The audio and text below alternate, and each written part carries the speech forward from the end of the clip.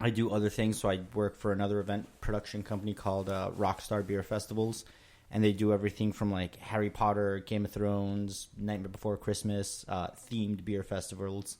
And they're pretty cool because it's usually like setup time is 2 to 3 hours. Go party, manage the crowd, break down, and then go party the rest of the night. It's a cool group of people that do that. And then Nate introduced me to them. They're out of the ordinary adventures or out of the ordinary tours. They have like 2 or 3 sub companies, but they do group adventures, team building exercises, Olympic game challenges, kind of like that for corporate companies that want to give their employees a field day of sorts. So I do those events. And then some of the nonprofit organizations that I work for, because I'm not a board member, I'm kind of like a consultant that comes in. I get paid through sponsorships that I bring in.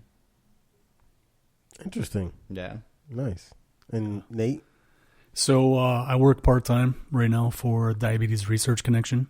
And so I do all the like back-end work, administrative work, and I do the marketing, the social media marketing, and our website marketing. So I do that for Diabetes Research Connection. And then like we spoke earlier, I just got my realtor's license. So I'm working on that. But that takes a little while to build up business and get clientele. So I'm hoping within the next couple of months I can help a veteran get into a home. Very nice. Shout out to Nate, by the way. I think he does a lot more with Diabetes Research Connection. Thanks, man. You helped out with their Dance for Diabetes in Del Mar, which was like a pretty big event, I thought, especially in its success for what it was able to bring in, and for the cause too, for looking for a cure for diabetes. So no. Say more, Nate. Thanks. So yeah, I try to help out. Don't be so humble. I actually like being the utility player, the gopher, if you will, or QRF, quick reaction force. I like being the guy that's like multifaceted and can do this, but can also do that, you know. So I'm kind of, I guess a jack of all trades, but a master of none, if you will. So yeah, like he was saying, I helped out. We had a big event. It was the Del Mar Dance for Diabetes. It was our second annual event, and we raised over $323,000 for Diabetes Research Connection, and all of those funds are going to help find the cure, either cure, prevention, or to help with complications associated with type 1 diabetes. Nice. So yeah, He stays busy. Yeah, and it's not, I mean, you're practicing what you preach, for sure. Thanks. With the whole, I really like that. That's super cool. With all of your networking, because I feel like the most things you guys do is just network, and not even intentionally network. Right. It happens by these things are just because you're surrounded by the right people. And you're getting into those right things. What is some of your, I would say, highlighted milestones of some of the events that you've either partaken in or were coordinated, for lack of a better term? For one of the ones that happened this year, it was a Mother's Day camp out that we did at Lake Cuyamaca, I think it was. It was here local. But to me, it was really cool because so my mother's in Colombia. I talk to her weekly, that kind of a thing, but don't get to see her as often. So for the Mother's Day camp out, I was able to kind of like vicariously plan out something that I wish I could have done for my mother. So it was kind of cool. It was like a 3-day camp out. We had breakfast and pancakes and everything set up for like the 3 moms that were able to come. We had one of the moms brought her kids, so we had extra helpers, extra volunteers, and we were able to like go out in the fields, pick some flowers, make some like quick, shanky looking flower bouquets, but we had them, we made them, and we passed them out the next morning. So to me that was really nice because I was able, after that I was able to call my mom and be like, hey mom, like here's some pictures, this is what I got to do today, sorry you couldn't be here, but I wish I could have shared this with you. So I don't know, that Mother's Day camp out was pretty nice. And then the Mac and Cheese Fest, just because it's number of people. I like that I'm able to bring that many people together for that cheesy reason. That, and I met Randy Couture yesterday. That was kind of cool. Okay. Name drop. What else?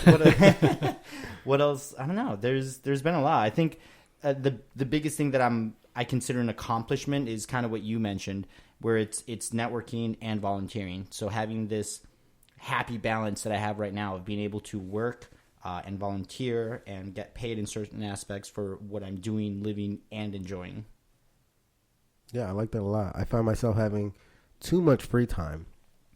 It sounds like, I mean, I know it's something a lot of people wish that they had more free time, but I find myself doing things not as productive as I'd like to be during my free time. So I would definitely want to get more involved with you guys. And it's always important to take a break, though. Like, for sure. But if you enjoy your free time after like hard work time, then I get it. But I mean, like literally every day. I have a lot of time. So, but what about you? What's one of your favorite milestone events? So I've had a couple. One that comes to mind is when I was helping out with the Navy Yacht Club. We actually did an event for those that were disabled, and we had everything from paraplegic to quadriplegic to blind. And my buddy, who was the Commodore at the time, he was letting these blind kids drive the boat. I was so scared. I was so nervous. Man. I'm like on the bay in San Diego, and he's letting them drive, and he's just like chilling about it. He's like, yeah, turn it a little left, turn a little right. And I'm like losing my mind, but it was so cool to give them that experience. They've never been on the water, and then as soon as they're on the water, they're the ones operating the boat. It's like, that's so cool. And they all were smiling, ear to ear. That was awesome. That was incredible. That was a big moment. It's got to be a good feeling for sure. sure. And then another one was when I was in college and I was talking to my professor about what we were doing with Triple B Adventures, and she knew my backstory too, which includes my grandfather. My grandfather was he was a guide, a professional guide and outfitter for hunting. So he led hunting expeditions, and it wasn't just in the States. Before he passed away, he actually took a group of individuals to Russia to hunt Russian black bear.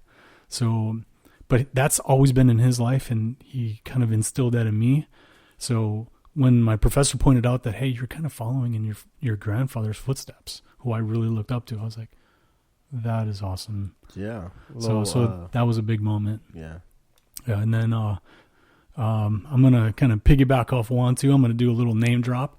When I got to meet Rudy Reyes at 3MR, and I've met him several times since then, but when I met Rudy Reyes at 3MR, it was really cool because he's a celebrity in so many of our point of views, but he's not just a celebrity. He's actually a really good dude. And he came up to me. He knew more about me than I knew of him. That's cool. That's really cool. This guy, he does his reconnaissance on everybody. He's like, hey, where's Nate? I've heard about Nate, and he's just a real genuine dude. So that was awesome. That's cool. Yeah. So you had you've got a bunch of experiences between both of you. Going off of those experiences and just encompassing everything you guys work with. So would you say Triple B Adventures is like the main thing you guys, I mean, I know you have your Mac and Cheese Fest and you have your individual things that you work with, but is Triple B Adventures your main volunteer outlet? Yeah. Kind of. Yeah, For me, I'd say it is, yeah. Okay. Between the podcast that we do and then the monthly campouts, I'd say it's where most of my energy goes, yeah.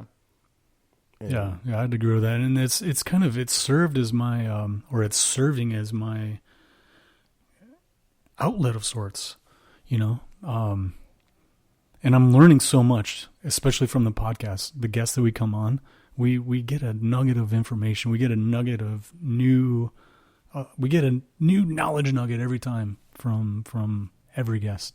So I really look forward to that. And we have it on Mondays, and now Mondays aren't such a drag anymore. Yeah. Because I look forward to that podcast on Monday. I bet. It gets me through the day. I'm like, oh, we got this guy coming on. And how often do you guys release an episode? So right now it's every other week, but we're looking to get back into every week. It was every week, and now we kind of space it out because we had a lack of guests coming on, but it looks like we've got some new blood. So I'm stoked.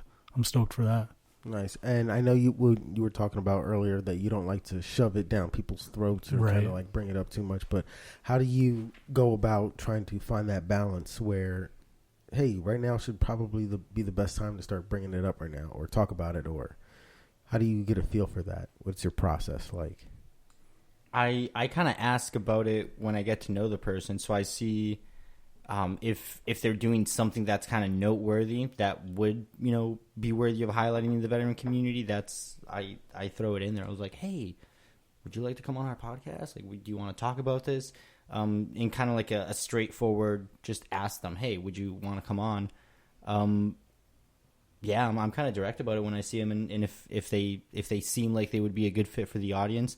My biggest questions I usually ask, like in the back of my head, is have they gone camping, or are they active in the veteran community, or did they have a transition story that's non-traditional, so something that's not the linear path everybody else goes under.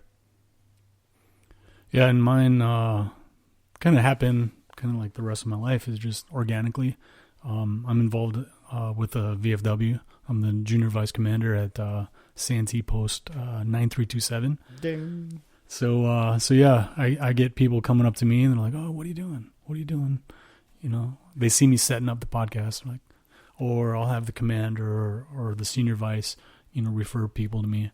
So I'll get to know them and ask them. And we've had some people just pop into the podcast, and that's kind of fun. I like that when that happens. It's a surprise and, usually brings a party with it. I'll actually diverge real quick and say, for anybody that wants to get involved in volunteering, your local VFW, show up, whether it's through the VFW or the American Legion, but go there, and I guarantee you the people that are there, sitting on the bar, they'll either have some kind of leadership position in the VFW, in that establishment, or they'll know somebody that's doing something. So it's a great place to ask and get involved.